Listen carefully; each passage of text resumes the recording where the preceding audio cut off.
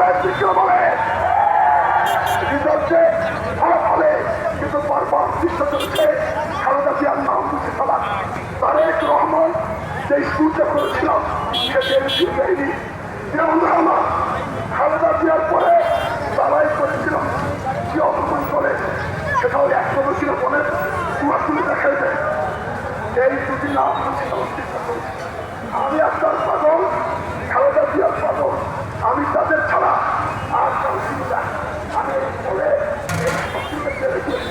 খালেদা জিয়ার আর আমি বাইরে পালাবো, এটা কি সম্ভব? তাই বন্ধুরা, আমার সকল উন্নয়ন কর্মকাণ্ড ভাইয়ের হাতে তুলে গেলাম। ভাইয়ার আশীর্বাদ দিয়ে আপনারা পরিচালিত সমাজে দেন। আপনারা প্রস্তুত আছেন? সবাই আপনারা এই আসেন।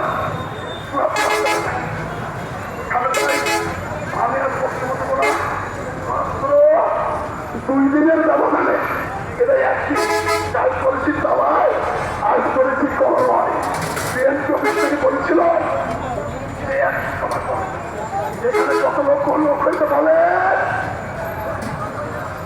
রাস্তায় এক ডবল লোক। এইটা আমার জীবনের ঐতিহাসিক জনসভা। তাই এই আমার প্রিয় নেতার হাতে দেশ জাতি অপেক্ষা করছে। উনি যে নির্দেশনা দেবেন সেই নির্দেশনা আমি সাক্ষাৎ পালন করবো, এই এলাকার মানুষের কাজ করবো। তাই আজকে আর বক্তব্য দেবো না। কার বক্তব্য শুনবেন? আমাদের প্রিয় নেতা তারেক রহমান। তাই তো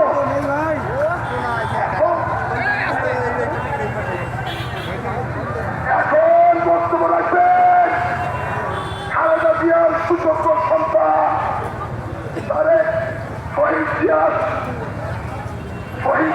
সুযোগ্য পুত্র, শহীদ জিয়ার পুত্র, আমাদের প্রিয় নেতা আগামী দিনের রাষ্ট্রনাথ তারেক রহমান।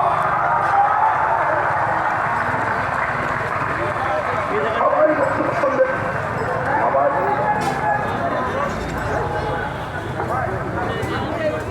বিসমিল্লাহির রহমানির রহিম। প্রিয় কলরববাসী, উপস্থিত প্রিয় ভাই বোনেরা, উপস্থিত মুরব্বীবর্গ, উপস্থিত সাতক্ষীরাবাসী, আসসালামু আলাইকুম। আজ বহু বছর পরে আপনাদের সাথে আবার আমার কথা বলা হচ্ছে। প্রিয় ভাই বোনেরা, আমরা এক যুগ ধরে, এক যুগেরও বেশি সময় ধরে সমগ্র বাংলাদেশের মানুষ বিভিন্নভাবে অত্যাচারিত হয়েছে, নির্যাতিত হয়েছে। এই কলরার মানুষ, এই সাতক্ষীরার মানুষ তার কিভাবে গত প্রায় 2 যুগ ধরে এই স্বৈরাচারকে জনগণ আন্দোলনের মাধ্যমে বিজয়ী করেছে। সেই জনগণের যে আন্দোলনের কারণে স্বৈরাচারকে এই দেশ থেকে পালিয়ে যেতে স্বৈরাচার বাধ্য হয়েছে। সেই স্বৈরাচারের সময়, সেই অত্যাচারের সময় কিভাবে সমগ্র বাংলাদেশের মানুষ, এই কলরা সহ সাতক্ষীরার মানুষ অত্যাচারিত, নির্যাতিত হয়েছে, সে কথা, সেই স্মৃতি আপনাদের পরিষ্কার মনে আছে। 2009 সালে বিডিআর পিলখানা হত্যাযজ্ঞের ভিতর দিয়ে শুরু হয়েছিল সেই পতিত স্বৈরাচারের এই অত্যাচার, এই হত্যাযজ্ঞের খেলা সমগ্র বাংলাদেশ। বিরোধী দলের নেতাকর্মীদেরকে তারা কিভাবে হত্যা করেছিল, বিরোধী দলের সমগ্র বাংলাদেশে বিএনপি সহ আরো বিরোধী দল তাদের নেতাকর্মীদেরকে তারা কিভাবে অত্যাচার নির্যাতিত করেছিল, আজকে আপনারা এখানে তার সাক্ষী। আজকে মঞ্চে উপস্থিত আবুল সহ যে সকল নেতৃবৃন্দ উপস্থিত আছে, বিএনপি নেতাকর্মীরা উপস্থিত আছেন, সকলেই তার সাক্ষী।